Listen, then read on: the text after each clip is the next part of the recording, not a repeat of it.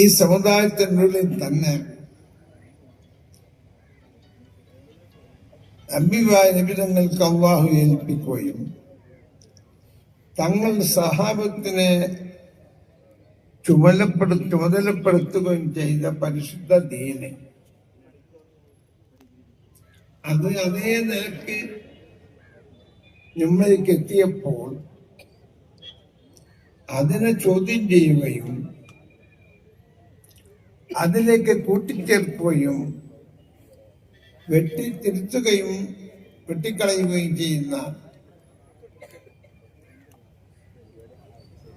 ബിദ്അഈ പ്രസ്ഥാനങ്ങളുടെ ആ നീക്കം നിങ്ങൾക്കറിയാം. ഇപ്പൊ അടുത്ത കുറച്ച് മാസങ്ങൾക്ക് ശേഷം ഒരു പ്രധാന വിഷയമാണ് ജമാഅത്തെ ഇസ്ലാമി. മുജാഹിദുണ്ട്, ജമാഅത്തുണ്ട്, എങ്കിലും ഇപ്പോൾ അത് സജീവമായി രാഷ്ട്രീയത്തിൽ കൂടിയോ ഏതെങ്കിലും നിലക്ക് ഭരണത്തിലേറിയോ അവരുടെ സ്വാധീനം ഉപയോഗിക്കാൻ വേണ്ടി കേരളത്തിൽ പ്രവർത്തിക്കുന്നു എന്നുള്ളത് നമ്മൾക്കിപ്പോൾ അനുഭവിച്ചുകൊണ്ടിരിക്കുകയാണ്. നമുക്കറിയാം ഹബീബായ നബി തങ്ങൾ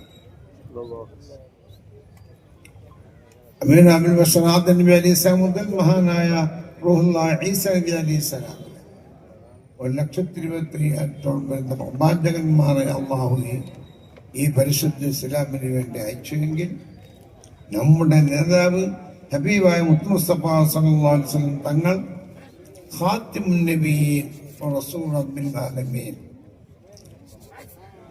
ആ പ്രവാചക ശൃംഖലയിലെ അവസാനത്തെ കണ്ണിയാണ് ഖാതിമുൻ നബിയ്യീൻ ഹബീബായ സല്ലല്ലാഹു അലൈഹി വസല്ലം തങ്ങൾ. തങ്ങള് 40 മുതൽ 63 വരെയുള്ള 23 കൊല്ലത്തെ ത്യാഗോജ്ജലമായ പ്രവർത്തനം കൊണ്ട് നമ്മുടെ മുമ്പിലേക്ക് പരിശുദ്ധ ദീൻ എത്തിച്ചു. അത് കൺമുമ്പിൽ കണ്ട സഹാബിക്കുന്നതും അവരെ ഏൽപ്പിച്ചുകൊണ്ട് 63-ാമത്തെ വയസ്സിൽ ഹബീബായ മുത്തനബി തങ്ങൾ നമ്മളിൽ നിന്നും വേർപ്പെടുകയാണ് എങ്കിൽ നബിതങ്ങളെ കണ്ട് മനസ്സിലാക്കി നബിതങ്ങളോടുകൂടി ഒരുമിച്ച് കൂടിയ സഹാബി, തങ്ങളുടെ സംസാരം തങ്ങളുടെ എല്ലാം കണ്ടുകൊണ്ട് മനസ്സിലാക്കി അനുഭവിച്ച സഹാബികൾ, അവരെ ചൂണ്ടിക്കൊണ്ടാണ് നബിതങ്ങളെ നമ്മളിൽ നിന്നും വിട്ടുപിരിഞ്ഞത്. എന്റെ ശേഷം അവരുണ്ട്, ആ വഴി നിങ്ങൾ തുടരണം. അതാണ് നമ്മൾ ഉൾക്കൊള്ളുന്ന പരിശുദ്ധമായ സുന്നത്ത് ജമാഅത്ത്. അല്ലാഹു നബി തങ്ങളെ ഏൽപ്പിക്കുന്നു, അൽ യൗമ അക്മൽതു ലക്കും ദീനക്കും വഅത്മംതു അലൈക്കും നിഅമതി വറദീതു ലക്കുമുൽ ഇസ്ലാമ ദീന. പൂർണ്ണമായി ആ പൂർണ്ണമായ നബി തങ്ങളെ ഏൽപ്പിച്ചു. തങ്ങൾ പരിശുദ്ധമായ ജബൽ റഹ്മത്തിന്റെ തെളിവിൽ അറഫ മൈതാനിൽ വെച്ച് ഹജ്ജിന്റെ ദിവസം ഉപദേശിച്ചുകൊണ്ട് സഹാബത്തിനെ അത് അന്ന് മുതൽ ഇന്ന് വരെയും നിലനിന്ന് വരുന്നു എന്ന് വിശ്വസിക്കുന്നവരാണ് നമ്മൾ, സുന്നികളായ നമ്മൾ. ഇൻഷാ അല്ലാഹ് ഇനി ഖിയാമത്ത് നാൾ വരെയും ആ ദീൻ ഇവിടെ നിലനിൽക്കും. ആ നിലനിർത്തേണ്ട കർത്തവ്യം അതാത് കാലത്തുള്ള ആലിമീങ്ങൾ, അതുപോലെ തന്നെ ഉമറാക്കൾ, അതുപോലെ തന്നെ ഓരോ വിഷയങ്ങളിൽ അള്ളാഹു നൽകിയ പ്രതിഭകൾ. ചിലയാൾക്ക് ദർശനമെടുത്താനായിരിക്കും, മറ്റു പണ്ഡിതന്മാർക്ക് പ്രസംഗിക്കാനായിരിക്കും, പിന്നെ ചില പണ്ഡിതന്മാർക്ക് എഴുത്ത് നമുക്കറിയാലോ, മുഫസ്സിറുകളൊക്കെ വളരെയേറെ കിതാബുകൾ രചിച്ചതായി നമുക്ക് കാണാൻ. അങ്ങനെ ഏത് രംഗത്ത് കഴിവും മികവും അല്ലാഹു നൽകി അവർ ആ രംഗത്ത് കൃത്യമായി പ്രവർത്തിച്ചത് കൊണ്ടാണ് ഈ 1500ഓളം കൊല്ലങ്ങളോളം പരിശുദ്ധമായ ദീൻ ഒരു പോറൽമേൽക്കാതെ ഇവിടെ നിന്നത് എന്ന യാഥാർത്ഥ്യം നാം മനസ്സിലാക്കുകയും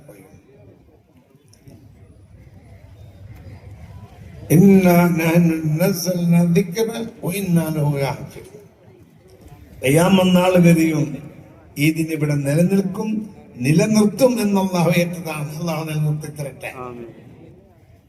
പക്ഷേ നമ്മുടെ കാലഘട്ടത്തിൽ നമ്മുടെ കർത്തവ്യമാണ്. നമ്മൾ പല മഹാനായ ഞാൻ താജുൽ തന്നെ പോലെ അദ്ദേഹം അടക്കം, നൂറുൽ അടക്കം, ശംസുൽ അടക്കം, സദഖത്തുള്ള ഉസ്താദ് കൊണ്ടൂരടക്കം എത്രയോ ആലിമ്യങ്ങൾ വന്നു. അവരുടെ കർത്തവ്യം അവർ നിർവഹിച്ചു. അവർ നമ്മളിൽ നിന്ന് പോയി. ഇപ്പോഴും നമ്മളെ കാലഘട്ടമാണ്. നമ്മൾ പൂർണ്ണമായും ആ ഉത്തരവാദിത്വം നിർവഹിക്കണം. ഇത് ഹബീബായ മുത്തനബി സല്ലല്ലാഹു അലൈഹി വസല്ലം തങ്ങൾ നമ്മൾ കേൾപ്പിച്ച അമാനത്താണ് എന്ന് നാം മനസ്സിലാക്കണം. ഉലമാ ഉമ്മത്തെ അംബിയാ ബനി ഇസ്രായീൽ അൽ ഉലമാ വറസത്തുൽ അംബിയാ. ആ ബോധം നമുക്കുണ്ടാകണം. ആലിമീങ്ങൾ വളരെ ധൈര്യത്തോടെ, വളരെ മനക്കരുത്തോടെ, വളരെ തൻ്റെടത്തോടെ, ഏത് ത്യാഗത്തിനും സന്നദ്ധരായിക്കൊണ്ട് അല്ലാഹുവിന്റെ ദീന് പറയണം, പ്രവർത്തിക്കണം. അണികളും ഉമറാക്കളും കഴിവുള്ളവരും സാമ്പത്തിക ശേഷിയുള്ളവരും എല്ലാം അത് ഏറ്റെടുത്ത് നടത്തുകയും വേണം, അവരോട് സഹകരിക്കുകയും വേണം. ആ നിലക്ക് വന്നതുകൊണ്ടാണ് ഒരു തിരുത്തലും ഇല്ലാതെ പരിശുദ്ധ ഇസ്ലാം അതേ നിലക്ക് ഇന്നും നിലനിൽക്കുന്നു. ഞാൻ ഇന്നും ഓർക്കുന്നു, ഞാൻ ഉള്ളാടത്ത് പഠിക്കുന്ന കാലമാണ്. അവിടെ കോളേജ് ഉണ്ടാകണം 1970 കോളേജ് ഉണ്ടാകണമെന്ന് ആദ്യം ശംസുലുലമാണ് മുസാഫർത്ത് ചെയ്തു. താജുലുലമാവ് എന്നിട്ട് ശംസുലുലമ പറഞ്ഞു, ഇവിടെയാണ് ഞമ്മക്ക് ബാത്തിയാത്തിന്റെ ഇത് തന്നെ എടുക്കാം. അവിടുത്തെ പഠന നിലവാരം വളരെ നല്ലതാണല്ലോ. നമ്മളാലിമ്യങ്ങളൊക്കെ അവിടെ നിന്നല്ലേ പഠിക്കാൻ. അവിടുത്തെ സിലബസ് തന്നെ കൊണ്ടുവരാം എന്ന് മൂപ്പരോട് പറഞ്ഞു. ഞാൻ പറഞ്ഞു വന്നത്, അങ്ങനെ പരമ്പരാഗതമായി നിന്ന നമ്മുടെ കോളേജുകളിൽ നിന്നെല്ലാം അത് കൊണ്ടുവന്ന് നമ്മുടെ ദർസുകളിൽ അത് സ്ഥാപിച്ചു. ആ സിലബസ് അനുസരിച്ച് നടത്തുവന്ന ആ ദർസുകളിൽ പഠിച്ച ആലിമീങ്ങളാണ്, അല്ലെങ്കിൽ അങ്ങനെയുള്ള ആ സിലബസിലുള്ള കോളേജിൽ നിന്ന് പഠിച്ച ആലിമീങ്ങളാണ്, പണ്ഡിതന്മാരാണ് നമ്മുടെ മുന്നിൽ. അതുകൊണ്ട് ആ ഉത്തരവാദിത്വം നിർവഹിക്കുക എന്നതാണ് കടന്നു. നമുക്കറിയാം, അങ്ങനെ വന്ന് കുറെ കാലം കഴിയുമ്പോൾ നമ്മൾ 100-ാം വാർഷികം ആഘോഷിക്കാൻ പോവുകയാണ്. ആ 100 കൊല്ലം അന്നുള്ള ആലിമ്യങ്ങൾ മഹാനായ തങ്ങൾ, ബാലവി,